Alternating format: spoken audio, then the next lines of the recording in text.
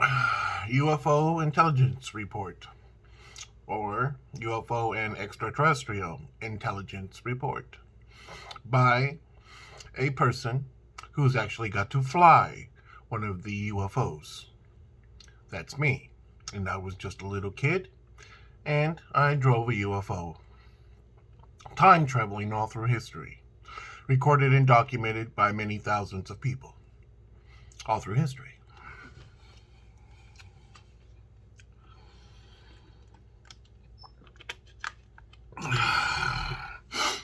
Today's people call this an aerial phenomena, meaning they don't know what these crafts are. They call it a phenomenon. Just like with the human species, anything that they can't understand, well, they'll name it as a phenomenon or something that they don't know.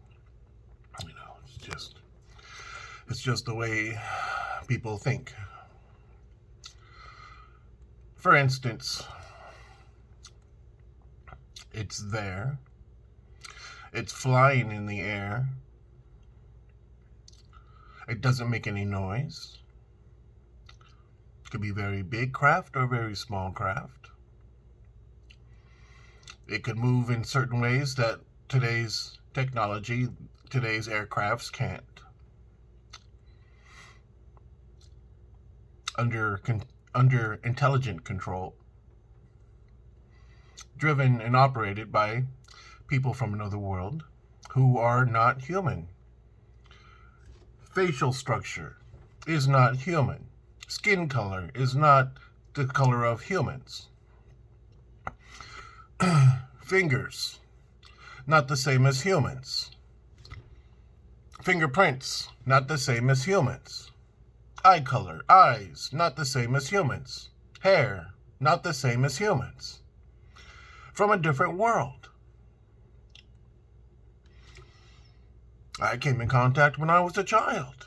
Been in contact all my life. Ain't got to drive and operate one of these machines, one of these crafts that all of you call a UFO. To me, it's not a phenomenon. They're not unidentified. They've been here all through history, and they live underground. They've always lived underground to keep away from the humans. You know, they've been here for a very, very, very long time before humans, and they helped create humans. So you can't really classify them as extraterrestrial because they've always been here. You can very much say they are Earth. So, just like the white people. The white people don't come from these lands. They come from Europe. These are lands of elders' lands, ancient native indigenous people that people named Indians. These are their lands. They will always be their lands, no matter who puts what flag here. That's a phenomena? No, that's just greedy humans taking away something from other humans who have always been here and thrived on their lands. And today's white men, well, Chinaman, black man, anybody from Europe, well, they'll tell you the truth too. Yeah, these lands are native indigenous lands, and they don't belong to the black man, they don't belong to the Chinaman, they don't belong to people from Europe. They belong solely to the native indigenous. When you come to another land and you don't speak the language and you hurt the people who have always lived here, they remember. And I can tell you honestly that the elders who you call extraterrestrial, they remember everything too. They are very, very smart. They are much older than the human species. A lot smarter. They can communicate telepathically, and their crafts are designed around their capabilities of their telepathy. So that means they can be inside the craft, and the craft can actually operate like a radio right into your noggin, right into your head, and talk to you. Be the craft 100 feet up in the air, 200 feet up in the air, can still talk to you inside of your house if they choose to do so.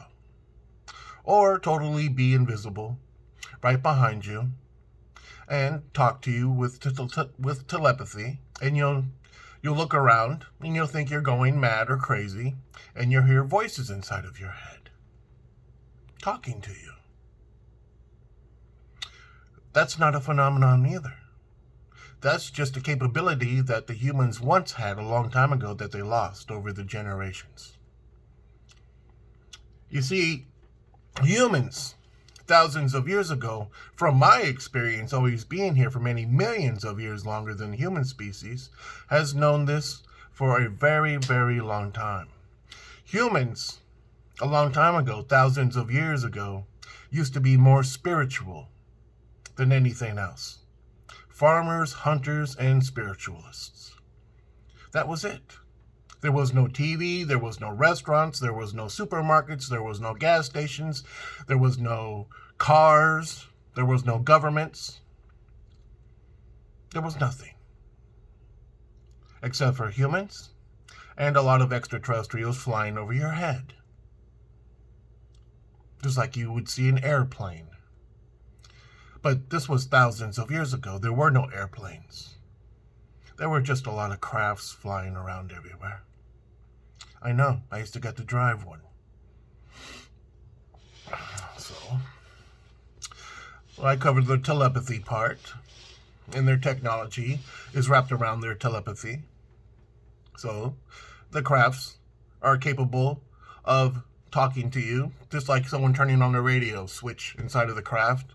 Hello, how are you doing? Inside of your head, and you can hear it perfectly clear. And you look around, and there's no one there. Sometimes you might have to try looking up.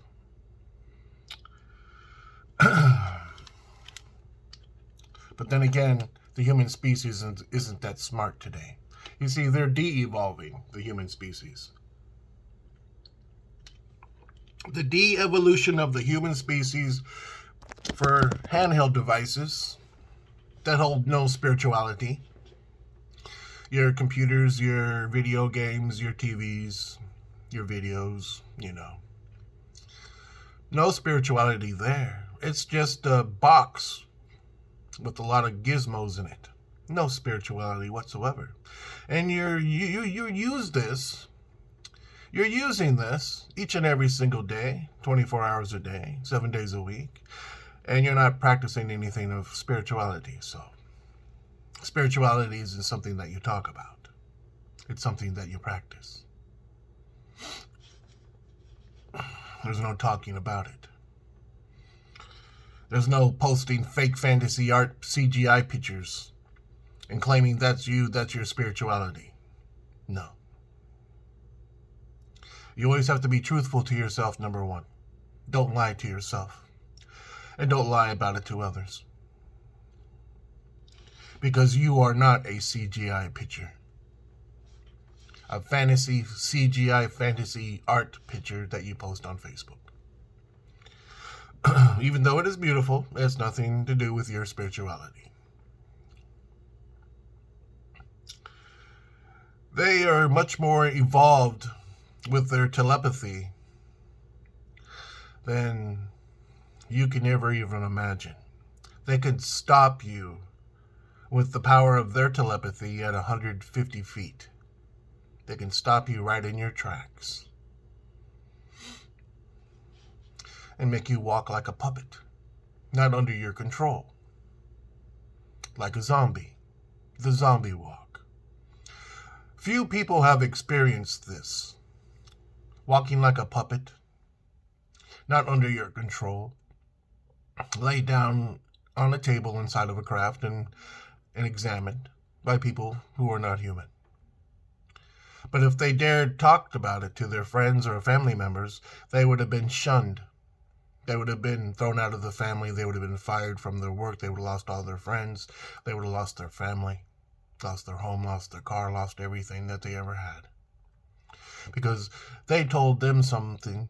They told them something about something that happened to them. But now it's breaking news that, yes, these crafts are actually real when us people who have made contact told you in the first place, but you didn't want to listen to us. You thought we were crazy. And now you're taking a second look at us. And you're wanting to hear about our experiences and gather the information and try to profit from it. And even some people would try to war profit from it, meaning use the technology for war. That can't be allowed to happen. Because if that were to happen, humanity would destroy the surface of the world in a matter of a year or sooner. Because one faction doesn't want this, one faction wants this, one faction wants all what they have, and they'll use force to get it. War. That's something that the humans know a lot about, is war. War is a big business. War is a very big business. So is religion. They kind of go hand in hand. They even put God's name on money, and God we trust on money. God is not your money. God isn't your money. God isn't your war. So, in the meantime, the extraterrestrials have watched humanity grow, watched everything about you, all of your life, especially the ones that have came in contact. Know everything about you. Know everything about you, because you can't lie to them. It's impossible for you to lie to them. They can look right into you and see everything that you've ever done in your life through their capabilities of their perceptions of what you would call telepathy. You know, their psychic abilities. Now, humans have a lot of latent psychic abilities. It takes a long time to control those and master those and practice that stuff, but a lot of people don't want to because they rather play with the videos, Facebook, TikTok, watch movies, video games.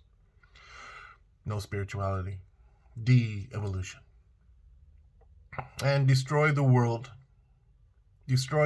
in the process at a much more alarming rate, because humanity says that we are more evolved. Basically, you're more evolved for greed and war than you are evolved for peace and love and the future preservation of this world. That's a choice, though. That's a choice that everybody can take, including all of your world leaders. I'm not perfect. I never said I was. But a lot of things have happened to me, and I learned over the many millions of years that I have been here physically, walking with these same 2 feet. Because of time travel, and because of me dying before my natural childbirth back in time, and went to heaven, and resurrected into my own body, physically and spiritually, with the divinity. With a lot of help from heaven, the people who are in heaven, and my elders of ancient native indigenous, and what you would call extraterrestrial, and the other hikers that I was with.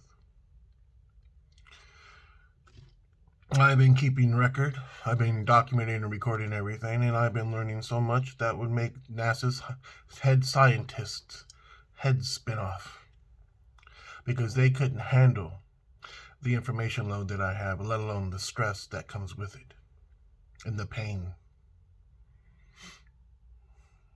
So, and I was just a little child. And I'm just one of the 7 hikers.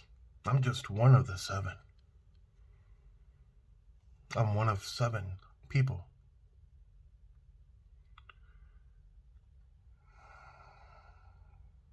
Their technology is much more advanced. That's obvious.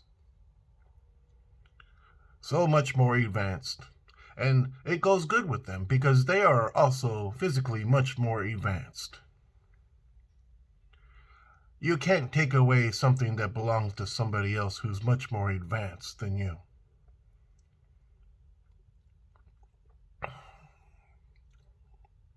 That could be considered a trap. To think that you're getting away with taking something that doesn't belong to you from a species of people who are millions of years more advanced than you in each and every single way. Very interesting for you all not to see that.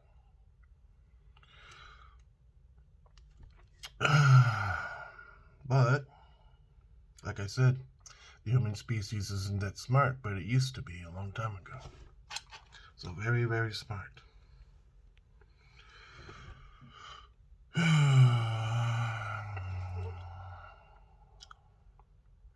Most of the crafts that you see, the short-range crafts, the smaller crafts, are designed for one purpose, and well, two purposes. Monitor and take humans and study them and release them back into the wild. Give them tracking devices. Have yearly checkups, you could say, or monthly checkups, or it all depends on the human how advanced they are in their intelligence and their spirituality. And to extract seed, so they can advance a species that, well, can kickstart the species and evolve it considerably. And but it's their technology. You have to have grown with them. You have to have evolved with them to understand it. And to understand here and the many different species that you see around you that are human.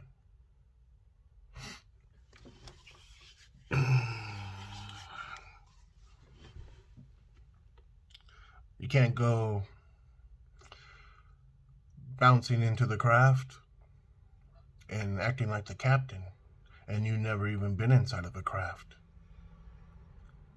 But if you were a child like me, and you were allowed to be one of the crew members, operating a console with a whole bunch of buttons, you can learn and evolve much more quickly than any human on the planet.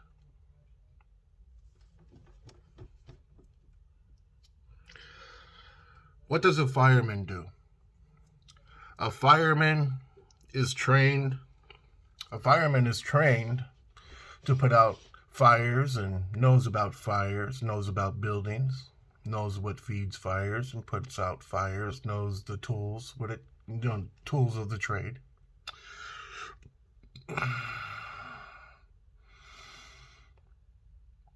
But a fireman doesn't know anything when it comes to extraterrestrial technology or the people. So that's out of his pay grade. He could be the most important fireman in the whole world. But when it comes down to this, it's over his head. But a person, an individual, who had made contact all of his life and actually got to drive highly superior technology is much more qualified in being realistic, is much more advanced, and is capable of understanding the bigger picture, and is, well, more credible than the world's greatest fireman.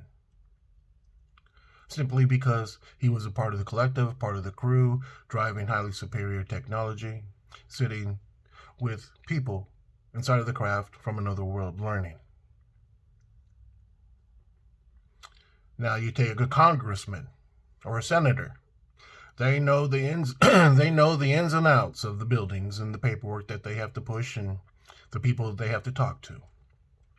But when it comes down to anything of extraterrestrial origin, they're not credible. They don't know what to say. They don't know how to act.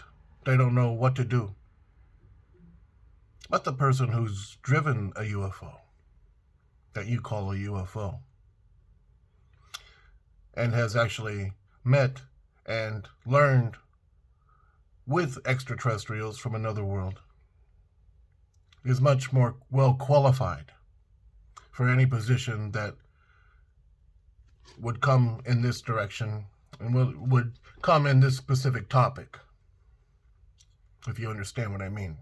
The President of the United States has a big job trying to govern this country and its people and the resources and the wars and the religions and all this and other that.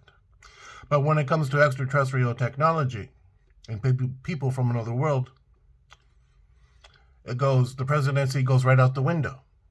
But when a person comes up and says, I've driven a craft of extraterrestrial origin, I got to operate one of these UFOs, I have met and have learned from extraterrestrial technology and the people who are not human, is much more well qualified to be the middleman, as you would call it, to get certain jobs done in a correct, safe manner. So that way no one gets hurt. Everybody's happy, happy, happy. And the wheels can turn. Get those wheels rolling, you know what they say.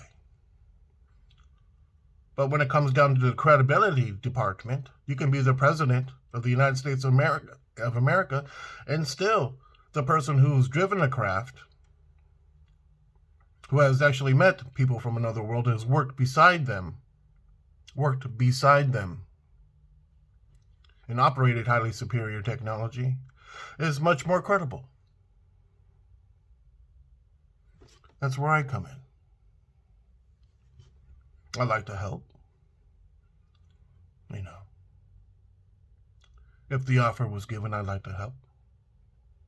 I've been here for a very long time. There must be some other kinds of reasons for that. Besides helping create humanity and besides helping save humanity after the great world, before the great flooding of Earth that happened 10,000 years ago. I was there. I've been to a lot of different places, including places that you would never, ever want to go, and came back. Very strong, very smart, very brave, loyal, truthful, respectful, honest, loving, caring, happy, trying to be happy in the midst of all this. And to see the congressmen and senators fumble on this topic, UFOs and extraterrestrial technology and people from other worlds, fumble on their feet and over each other's feet. And here I am going like this. Well, you know, I drove extraterrestrial technology. I've driven these UFOs. I've came in contact and worked besides people from another world and traveled all through time, all through history. Why aren't these so-called senators and congressmen coming knocking on my door asking me for my help?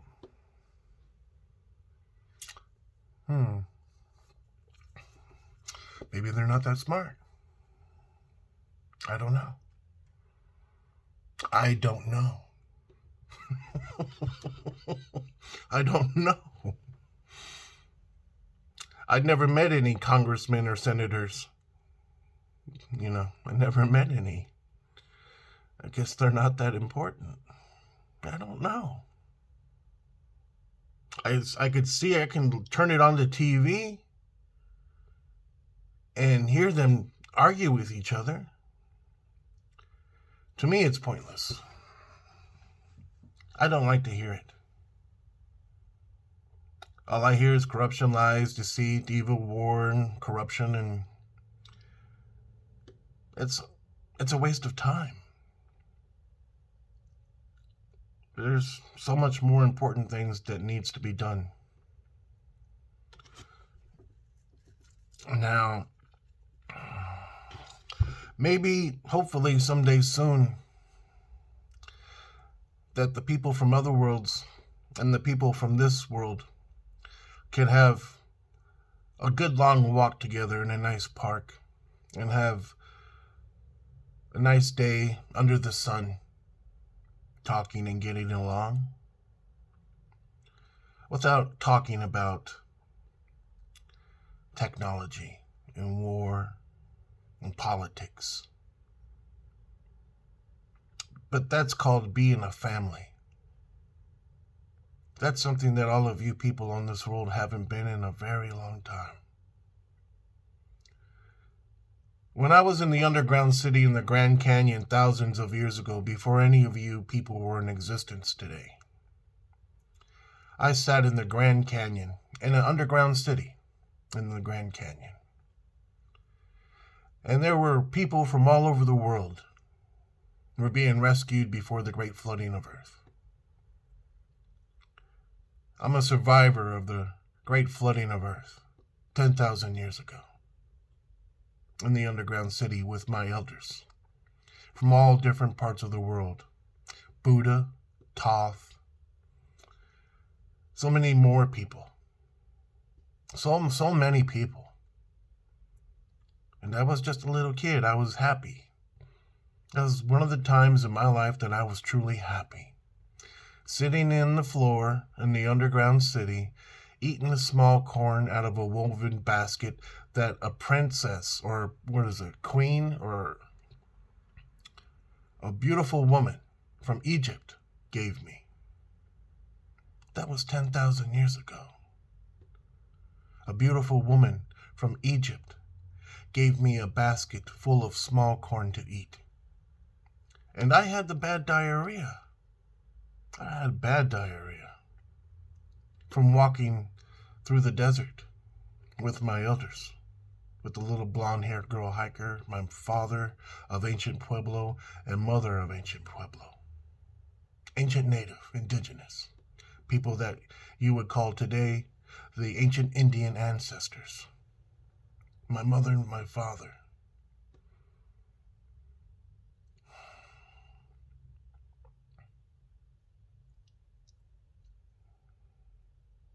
I love my family very much. I'll never lie about these things because these things are so sacred. That's why I will always tell the truth and honor my elders by telling the truth and wanting peace for all relations and the very preservation of this world. I should be chosen to do these things for us so we could grow. Thank you for your time.